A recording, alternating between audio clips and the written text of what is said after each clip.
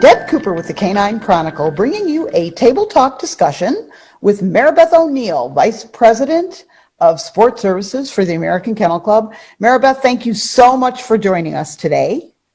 Thanks for inviting me, Deb. The topic of today's conversation is the Canine Partners addition, if you will, to the Junior Showmanship program. And the AKC board has approved a proposal submitted by the Delegate Junior Subcommittee and AKC staff to allow these canine partners to be exhibited in Junior Showmanship. It's an 18-month pilot program. The dog must have an AKC canine partner number and meet ownership eligibility criteria, which we'll get to in a minute. The junior will include the breed the dog is being exhibited as on the entry form and the designation space. It's the same approach that has been successfully used by the 4-H participants, and the eligibility of canine partners to be entered in Confirmation Junior Showmanship is limited to all breed shows or events holding all breed junior showmanship. Judging operations will be providing procedural information to all breed junior showmanship judges. So Mari-Beth, I'm sure that you've heard that there's a little bit of discussion going on out there about this program. So I thought it might be helpful for the fancy to get an understanding from you of what was AKC's objective for this program. So what in the world were you thinking? So this is actually something staff has, brought up previously. And, it wasn't the right time or the right place and put on the back burner. But in the interim, in the last year, a subcommittee has been formed of the delegate body in which there's a representative from each of the delegate committees that's on the subcommittee. And actually, the mission statement of the committee is to form a living document that is best practices for a club to use to engage with juniors and their families and to really help support clubs in the future. Because if we don't engage and attract new people into our sports, all of our sports and our clubs, who's going to be there to run these events in the future? Mm-hmm. So a couple of the people on the subcommittee are actively involved in 4-H themselves as leaders or in coordinating activities, or their clubs are actively supporting the activities of the juniors in their states and really more there locally in their counties. So it came up as why don't we do this? I mean, we're constantly being asked. They were out talking to people as far as it being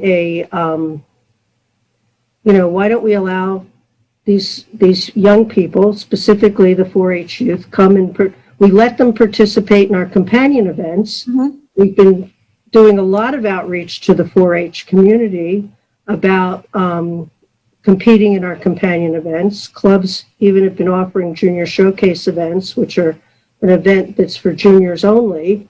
And they can even do one now for junior showmanship if they like. But so it was like, well, why don't we try this? Mm-hmm. So we dusted off the prior proposal to the board. I shared it with the committee, and it was with their support that it was sent to the board for approval. But it was a unanimous vote of the committee to support this proposal. We certainly are cognizant and aware of the concerns that have been addressed, and appreciate them. So, but we just hope that people will be open-minded, and let's give this a try. It is a pilot. But as a result of the concerns, they're also presenting to the board the thought or the option that perhaps this should be an opt-out as opposed to being a mandatory thing for clubs to do. And that it is specifically all breeds, there were concerns expressed about having it at specialties, which obviously that was never even a concept. It was only to be at all breed events. So when you say opt out, then a club could still hold a junior showmanship category and not include the canine Correct. partner option. Correct. That's one of the, that is, the board will be, has a meeting next week. And I feel strongly that this is a topic they will be discussing, considering all the feedback that they have received, as well as everyone else that's been involved. So, you know, we've heard, and there have been some great suggestions that have been thrown out there. And that's the beauty of a pilot program. We can try it, we can tweak it, we can, if it's a complete disaster and the sky falls, we'll end, but. So how, as I mentioned a little earlier, the junior is required to put on the entry form what breed they Correct. are exhibiting the dog as. Correct. So how is that done procedurally? I'm just trying to get, you know, my head wrapped around this and help others understand. Sure. And that is a concern that, you know, so this is a lab mix and they're putting down that they're showing this dog as a Labrador. Currently, judges do receive a list from the superintendent of the breeds that are entered. We're working out the details, but we believe it will be something to the effect of whether or not there's an asterisk that appears next to, you know, there's going to be one of the Labradors or a Labrador being exhibited as a mixed breed. If it needs further clarification, we may have to result in the steward saying, yes, number 24 is being exhibited as a Labrador. Got it. We will get those details hashed out, though, and we will get all that out to the judging community. I think that what we all need to remember is that they have to start novice. So therefore they're beginners. Think about the abilities of the novice handlers at this point. And let's be supportive. And mostly we're hoping that this is the opportunity then when club members, and not just club members, some of the parent club representative on this committee was like, well, could I find out if there's anybody with saying that they have a mix of my breed so I could come and meet them and help them and guide them? Wow, what a novel thought. So, you know, I think there are opportunities here if we step back and take a deep breath. And another concern is that canine partners do have to be spayed and neutered. So the dog has to be eligible, have a canine partner number. So it's a two-step. The junior has to obtain the junior number, and the dog has to have a canine partner number. So they have to have had some interaction with AKC to obtain those.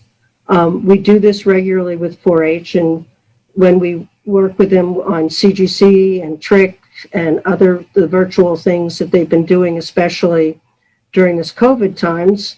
But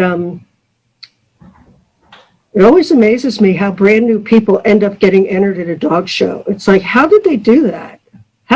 How did they figure out how to do this? Some of us have trouble figuring out. Right, especially now. Uh-oh, how do I get my entry in when it just closed in 5 minutes? But, Exactly. But I mean, and those are all, okay, so again, going back to what you just mentioned about novice, right. I have seen some comments and some have mentioned to me that they really think that this would be good for novice, but it should stop at novice. The other part of this that I think, and I'm sure you've heard a lot of most recently is, you know, why can't we follow the other part of what 4-H does and, you know, and revise the ownership requirement? You know, so. All good questions. So the novice situation is one that, in talking to some of the currently active people in 4-H, they don't anticipate these kids going to a lot of dog shows unless someone engages with them and says, okay, we're going to help you and get you to go to lots of dog shows, and then perhaps they'll end up with a purebred dog as well. They see that their kids who do already participate in AKC confirmation only go to their local dog shows. So many of them may not make it out of novice. They may. This is one of the things we will be looking at during this time of it being a pilot program. Maybe ultimately that is a good decision. Right. That's the beauty of it being a pilot program. We can evaluate those different components. Exactly. The ownership is a continual question. The original purpose of it being a requirement for it to either be the junior or a member of a family, which has now gone beyond family. It can be household, it's extended family, it can be step relations. Okay. So it's pretty far-reaching. Was it hopefully the child has some interaction with the maintenance of this animal? Right. And working with it. So that was the original, this goes way back with the original formulation of these regulations. In our society today that is so litigious, it's also, where's the responsibility and the liability? God forbid, fortunately, we've had very few incidences with dogs or children or anyone being hurt in the juniors ring. Knock on wood, we don't ever want to see that happen. So, but one never knows. And so that's another component as to why it's remained that way. But, we're open, again, there's a couple ideas have been floating around about could we make a different way to allow juniors to show other dogs. So great. So good. Perfect. I'd say we're open to suggestions, and send them to us at juniors@akc.org. Interesting. Very good. Okay. The last question that I have is how can exhibitors, juniors, junior parents, and the rest of the fancy kind of help this pilot program to really evaluate it? I mean, the biggest concern, Mari-Beth, frankly, that I have is acceptance. Oh, yeah. So how do we address that? I mean, some of these kids that are, more competitive in juniors, that have, been blessed with, 3 generations of breeders that have, beautiful, stunning dogs. That's what they know. That's what they're comfortable with. And when they're, when they're getting ready to go in the ring with their, beautiful English Springer Spaniel and, some child whose first dog show has, a mix that, may even be, related to a Springer, how do we teach our kids to kind of, let these kids try? That's what they've got. You know what I'm saying? I mean, I'm worried about, the part of the program that excites me is getting more kids involved. The part of the program that frightens me is scaring them away.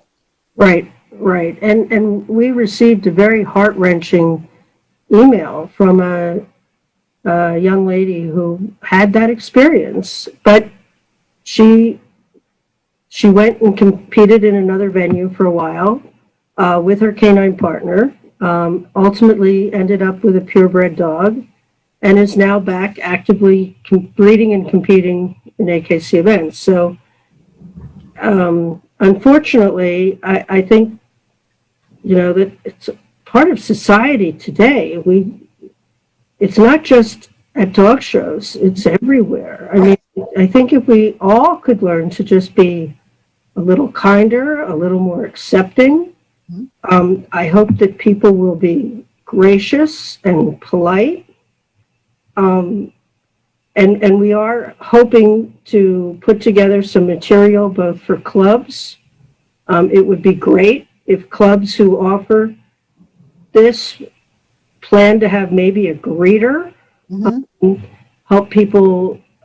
We're going to recommend that perhaps you invite groups to come to your show before they enter to see how it works. Not just come in cold and never have been at a dog show before. In many instances, clubs do have 4-H that come to their shows and may perform other duties, help with the setup and et cetera. So they're at least somewhat familiar with it. But, where do I go set up? Where do I put my crate? Where do I exercise my dog? Those kinds of things. And yeah, it'll be a challenge. But I hope that we can look at the bigger picture. And we all have to lead by example. Yes, indeed. So. Again, for people with suggestions, they should email what email address? It's juniors, just the word juniors, @akc.org. Happy to receive them. Several people are on our Facebook page, the Juniors Facebook page as well. And we're happy to hear comments, suggestions. And once again, everybody, please be kind. Well, yeah, please. Please be kind. We're all in this together. Right now. I mean, we've all had a hard year, and everyone's anxious to get to dog shows again. So absolutely, hopefully we'll all be nice to each other when we're able to see each other in person. Go. Okay, Mari-Beth, thank you so much. Thank you, Deb. Everybody, comments to juniors@akc.org. We'll see you soon. Until next time.